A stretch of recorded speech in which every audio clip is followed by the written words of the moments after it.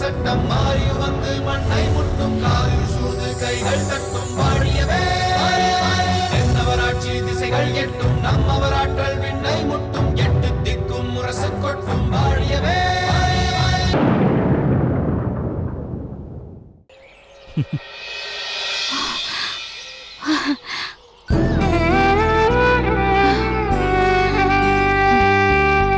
தாங்களா? வேறு யார் என்று நினைத்தாய்? வா போகலாம்.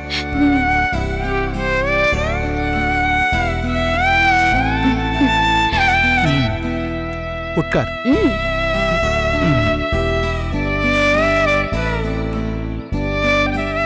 ஒத்துநகை, முதலில் உன் மீசை எடு.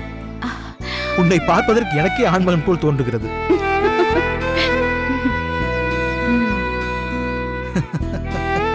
இப்பொழுது சந்தோஷமா? உன்னை பாராட்ட வேண்டும் முத்துநகை. நீ மிகவும் வேகமாக இருக்கிறாய். ஏன் அப்படி சொல்கிறீர்கள்? உன்னை நெருங்கிய மறுகணமே சட்டென்று சுதாரித்துக் கொண்டாயே.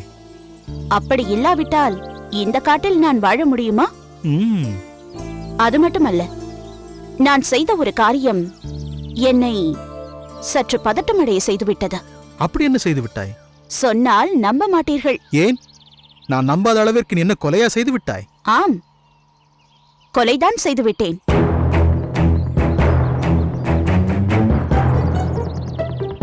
என்ன? கொலை செய்து விட்டாயா? எப்போது? யாரை?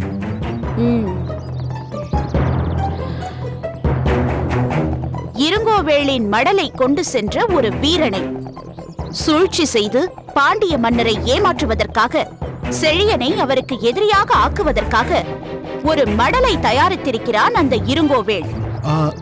அது எப்படி உனக்கு தெரியும்? எப்படியோ தெரியும். அந்த மடலை கொண்டு சென்ற வீரனை கொன்று மடலையும் கைப்பற்றி விட்டேன். கொடுங்கோல், இது சாதாரண மடல் அல்ல. நமக்கு எதிராக கிளம்பியிருக்கும் பாண்டியர் படையை அஸ்தமனமாக்கப் போகும் சக்தி வாய்ந்த அஸ்திரம். ஆகையால் கவனம் சற்று கூடுதலாக தேவை. மன்னா, தங்களுக்காக உயிரை கொடுக்க பல பேர் காத்திருக்கையில் தாங்கள் என்னை தேர்ந்தெடுத்ததே நான் பெற்ற பெரும் பேறு. தளபதி மணிமாறனிடம் கண்டிப்பாக இதை கொண்டு போய் சேர்ப்பேன்.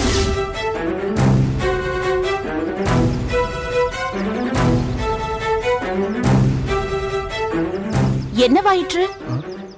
என் முத்து கொலை செய்து விட்டாளே என்று வருத்தப்படுகிறீர்களா? இல்லை இல்லை, சரியான காரியம் செய்திருக்கிறாய். அந்த மடல் இதோ.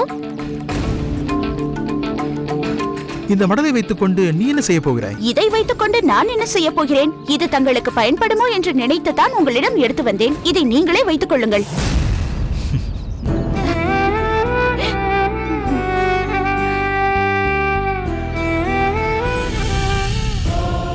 முத்துநகை, என் வீரனை கொன்றுவிட்டு ஒரு குழந்தை போல் என் மார்பிலே சாய்ந்து கிடக்கிறாய். உன்னை என்னால் எதுவும் செய்ய முடியவில்லை, செய்யவும் மாட்டேன் முத்துநகை.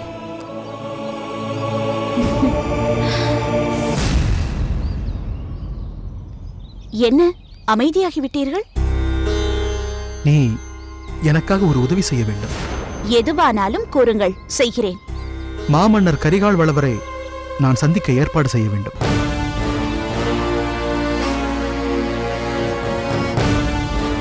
என்ன இப்போது நீ அமைதியாகிவிட்ட? இல்லை, மாமன்னர் கேட்டால் என்ன காரணம் சொல்வதென்று யோசிக்கிறேன். இருங்கோவேளை பற்றி சில இன்றியமையாத ரகசியங்களை கரிகாலரிடம் கேட்டு தெரிந்து கொள்ள வேண்டும். பாண்டியருக்கே இருங்கோவேளின் இருப்பிடம் தெரிந்து படையெடுத்து வரும்போது அருகில் இருக்கும் பரம எதிரியை இவர் ஏன் இன்னும் விட்டு வைத்திருக்கிறார் என்பதை புரிந்து கொள்வதற்காக. சரி, மாமன்னர் இதையெல்லாம் தங்களிடம் எப்படி சொல்வார்? அதற்காகத்தான் உன் உதவியை நாடுகிறேன்.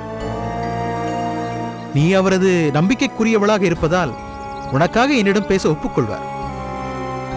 அதனால் எப்பொழுது வந்தால் அவரை தனியாக சந்திக்க முடியும் என்று நீதான் அறிந்து வர வேண்டும். தங்கள் விருப்பப்படியே மாமன்னரை சந்தித்து சம்மதம் பெற்று வருகிறேன். நல்லது.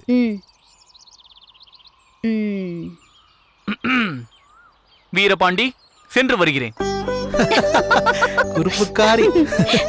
வருகிறேன். சென்று வா.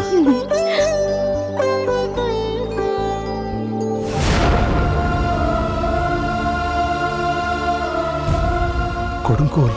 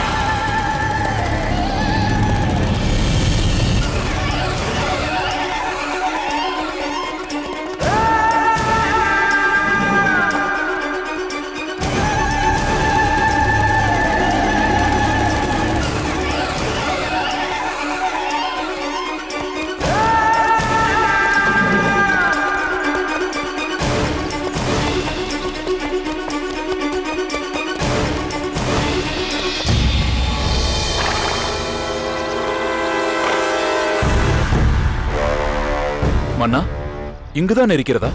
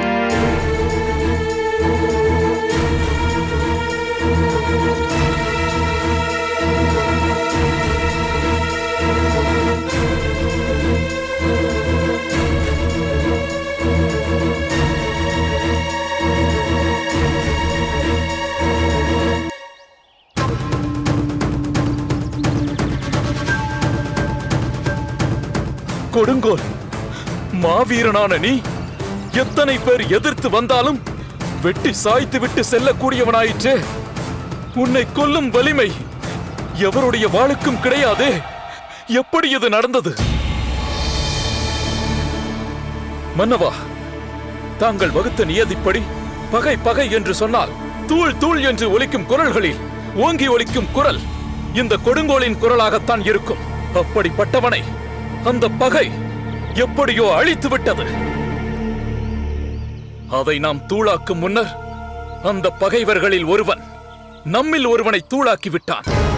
அவன் யார் என்பதை கண்டுபிடித்து அங்கம் அங்கமாக சிதைத்து பழி வாங்க வேண்டும். என் ரத்தம் கொதிக்கிறது மன்னவா. கொடுங்கோலின் மரணத்தை என்னால் ஏற்றுக்கொள்ளவே முடியவில்லை. இந்த காட்டை நமக்குரியதாக தாங்கள் தேர்ந்தெடுத்து இங்கு வந்தது முதல் இதுவரை இப்படி ஒரு சம்பவம் நிகழ்ந்ததில்லை. இந்த காட்டின் எல்லைக்குள்ளேயே யாரும் நுழைந்ததில்லை. அப்படி இருக்க இப்படி ஒரு சம்பவம் எப்படி நடந்தது? தாங்கள் அனுப்பிய ஒரு வீரனை தங்கள் ஆளுகையில் உள்ள ஒரு காட்டுக்குள்ளேயே எப்படி ஒருவனால் கொன்றுவிட முடிந்தது? இப்படியெல்லாம் நடக்க என்ன காரணம்? கூறுங்கள் மன்னவா. நம் காட்டுக்குள்ளே புதிதாக யார் யாரோ வருகிறார்கள். ஏதோ ஒரு காரணத்தை சொல்லிக்கொண்டு நமது கோட்டைக்குள்ளேயே நுழைந்து விடுகிறார்கள். அப்படி வந்ததால் தான் இன்று இப்படியெல்லாம் நடக்கிறது. இனியும் இதையெல்லாம் அனுமதிக்க கூடாது. என்ன செய்ய வேண்டும் என்கிறாய்? நான் சொல்வதற்கு என்ன இருக்கிறது மன்னவா? தங்களுக்கு தெரியாததா? ஒரு தனி மனிதனின் ரகசியத்தை பாதுகாப்பதே மிகவும் சிரமம் என்றால் ஒரு கூட்டமே தன்னை மறைத்துக் கொண்டு வாழும் எந்த காட்டிற்கு கடுமையான காவல் இட வேண்டாமா? இனி நம் அனுமதியின்றி யாரும் இந்த காட்டிற்குள் நுழையக்கூடாது. வெறுமா, நமது இருப்பிடத்திற்குள் புதிதாக வருபவர்கள் யாராக இருந்தாலும் அவர்களை ஒரு முறைக்கு பலமுறை சோதித்துதான் உள்ளே அனுமதிக்கிறேன்.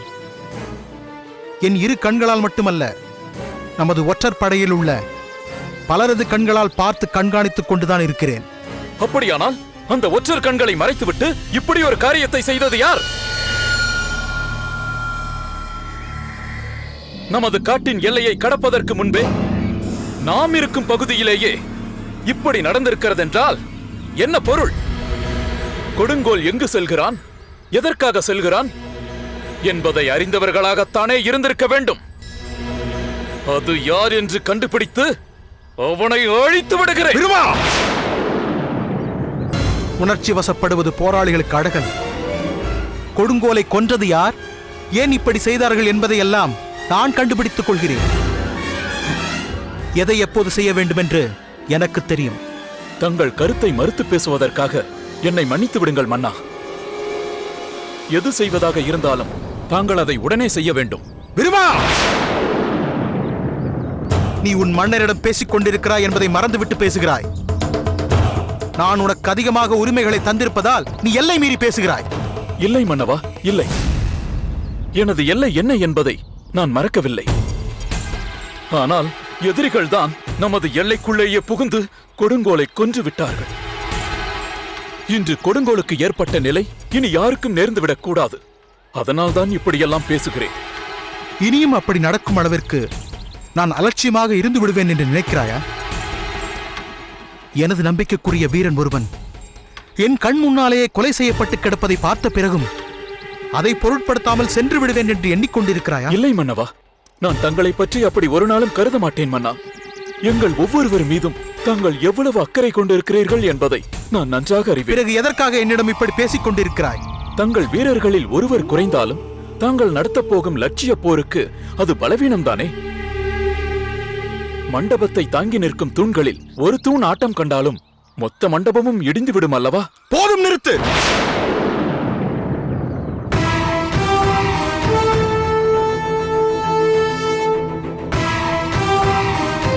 எனக்கே அறிவுரை சொல்ல துணிந்து விட்டாயா? எதற்காக காட்டில் வந்து இப்படி மறைந்து வாழ்கின்றேனோ, என் மனைவி, என் தங்கை, வயது முதிர்ந்த அமைச்சர் செந்தலையார், என் பொருட்டு எந்த துன்பத்தையும் ஏற்க தயாராக இருக்கும் மா வீரர்கள், இத்தனை பேரையும் இங்கே கொண்டு வந்து தங்க வைத்து போராடிக் கொண்டிருக்கிறேனோ, அந்த லட்சிய கோட்டை இடிந்து விடும் என்று சொல்லும் அளவிற்கு உனக்கு தைரியம் எங்கிருந்து வந்தது? நமது வீரப்போருக்கு இன்னும் எத்தனையோ பேரை பலி கொடுக்க நேரலாம். அதற்கு களபலியாக கொடுங்கோல் தன் உயிரை பலி தந்திருக்கிறான். அதனால் வீண் பேச்சு பேசுவதை விட்டுவிட்டு கொடுங்கோல் சடலத்தை அடக்கம் செய்ய ஏற்பாடு செய்.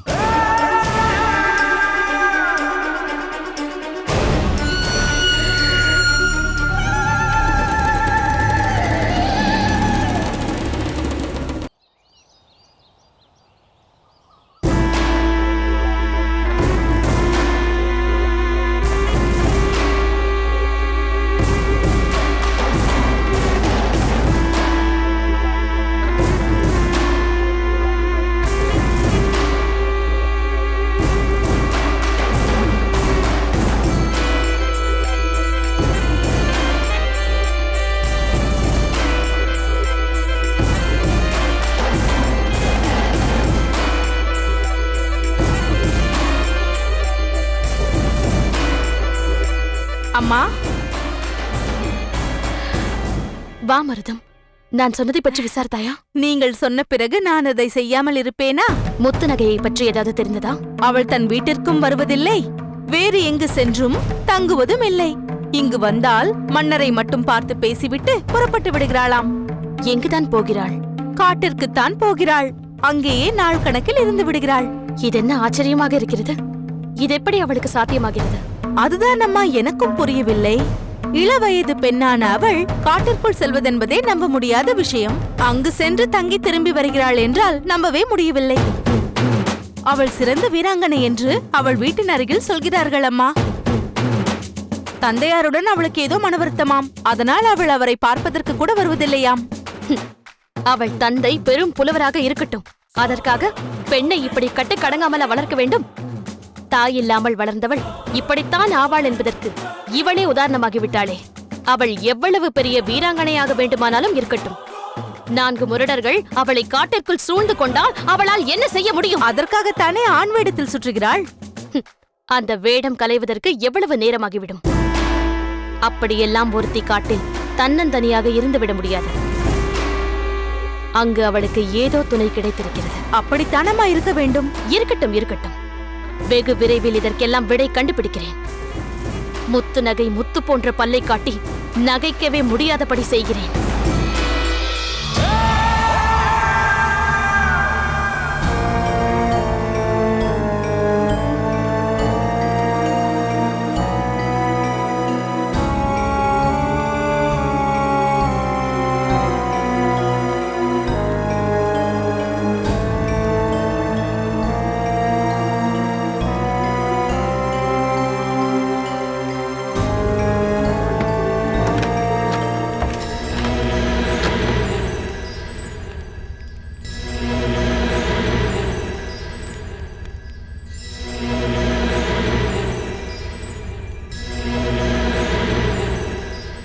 பாண்டிய தளபதியே. யார் நீயா இப்போது என்னை அழைத்தாய்? நானேதான். நீங்கள் யார் என்பதை நான் அறிவேன். அதனால் இந்த உணவை நானே கொண்டு வந்தேன். சாப்பிடுங்கள். சாப்பாடு எதிரியின் கையால் தரப்படும் உணவு. இதை உண்டு உயிர் வாழ்வதை விட உண்ணாமலேயே இருந்து மடிவதே மேல். கொண்டு போய்விடு. ஆஹா, ஒரு உண்மையான வீரனின் உணர்வை கண்டு என் மனம் நெகிழ்கிறது. வீரரே, நீங்கள் நினைப்பது போல் இது இருங்கோவேலின் ஆட்களால் சமைக்கப்பட்டதல்ல. நான் என் கையால் சமைத்தது. நானும் சோழ நாட்டு வீரர்களின் ஒருவன்தான். என் பெயர் அமரன். என்ன? நீ சோழ நாட்டு வீரனா? உன்னை சோழ நாட்டு வீரன் என்று சொல்லிக்கொள்ள வெட்கமாக இல்லையா? சோழரின் வீரத்தை இந்த ஈனப் பிறவியான இருங்கோவலின் காலடியில் கிடத்தி அவனுக்கு அடிமையாகி இப்படிப்பட்ட வேலையில் ஈடுபட்டுக் கொண்டிருக்கிறாயே. இத்தகைய இழி செயல்களை செய்வதற்கு பதிலாக நீ அந்த இருங்கோவலை எதிர்த்து அவன் கரத்தினாலேயே மாண்டிருக்கலாமே. நான் மாண்டுவிட்டால் இங்கு அடைபட்டு கிடக்கும் சோழ நாட்டு வீரர்கள் எப்படி நிம்மதியாக உணவருந்த முடியும்? தங்களைப் போலத்தான் இங்கு இருக்கும் சோழ நாட்டு வீரன் ஒவ்வொருவரும் எதிரியின் கையால் உணவு உண்பதை விட பட்டினி கிடந்து செத்துப் போவதை மேல் என்று கருதினார்கள். அதனால் யாருக்கு என்ன பயன்? இப்படி சிலர் இங்கு வந்து அகப்பட்டுக் கொண்டிருக்கிறார்கள் என்பது கூட தெரியாத நிலையில் அவர்களை காப்பாற்றி அவர்கள் தப்பிச் செல்வதற்கான உடல் உறுதியை தர வேண்டாமா? இத்தகைய உணவை உண்பதால் தான் இன்னும் அவர்கள் இங்கு தரப்படும் சித்திரவதைகளை தாங்கிக் கொண்டு உயிர் வாழ்ந்து கொண்டிருக்கிறார்கள். என் சகோதரர்களை காக்க வேண்டும் என்பதற்காகவே நான் இதை செய்து கொண்டிருக்கிறேன். நீ சொல்வதும் நியாயம்தான். யாருக்கும் பயனின்றி மாண்டு போவதை விட உயிரை காப்பாற்றிக் கொண்டு மீண்டு செல்வதே நல்லது. நீங்கள் எங்கள் மாமன்னர் கரிகாலரை கொல்ல முயன்றவனை போரிட்டுக் கொன்று அதனால் சிறைப்பட்டீர்கள் என்பதை அறிந்ததால்தான் தங்களுக்கு சிறந்த முறையில் உணவளித்து உடல் உரத்தோடு பாதுகாக்க வேண்டும் என தீர்மானித்து அவ்விதமே செய்து கொண்டு வந்திருக்கிறேன்.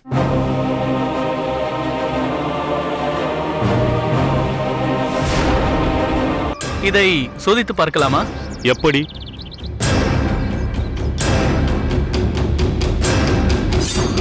இப்படித்தான். நம்பிக்கை இல்லல்ல? இவ்வளவு பேசி உனக்கு என் மேல நம்பிக்கை இல்லல்ல?